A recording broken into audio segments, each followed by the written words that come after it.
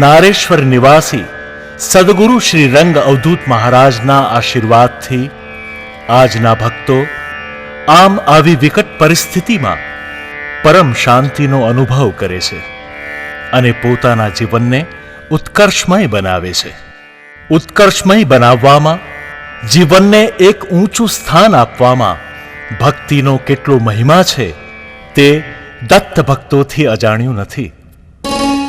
પરમ પૂજ્ય સદગુરુ ભગવાન શ્રી રંગ અવધૂત મહારાજે માનવ માત્રને બક્ષીસ આપી છે.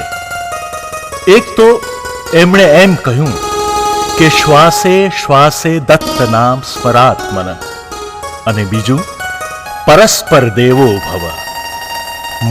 મનુષ્ય એકબીજામાં રહેલા ભગવત તત્વને પીછાને તો આજે જે સમસ્યાઓ છે તેનો માનવ જીવનમાં ઉકેલ થઈ શકે.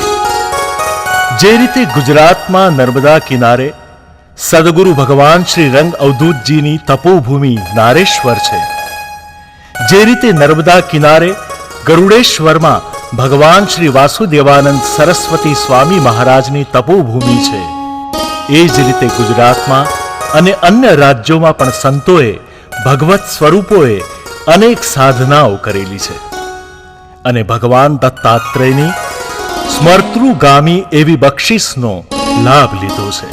એવા સ્થળોએ જઈને પણ ભક્તો પોતાની શક્તિ પ્રમાણે ભક્તિ કરે છે. ભક્તો જુદી જુદી જગ્યાએ યાત્રાના સ્થળોએ દત્તધામની મુલાકાતે, દર્શને, અનુષ્ઠાન માટે જાય છે. તો આપણે પણ ચાલો આવી જ એક યાત્રાએ નીકળીએ.